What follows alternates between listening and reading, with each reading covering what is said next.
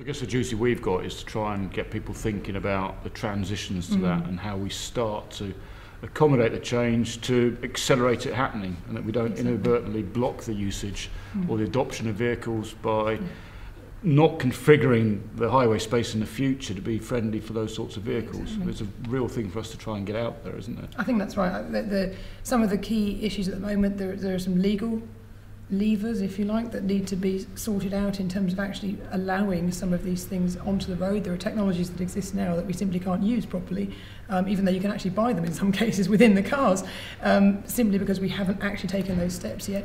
There are political decisions to be made in terms of the extent to which cities or transport asset owners and operators want to encourage this kind of behaviour and want to make bold decisions in terms of how they change the way their space is actually used.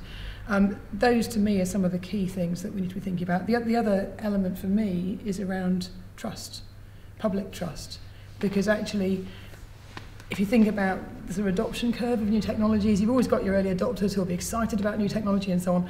But in this case, you've got to get a certain way along that transition, along that curve, in order to actually make it worth doing, because otherwise you're not going to see a lot of the benefits. So those legal and political drivers and so on are the things which are going to take us up that curve faster if we choose to do it.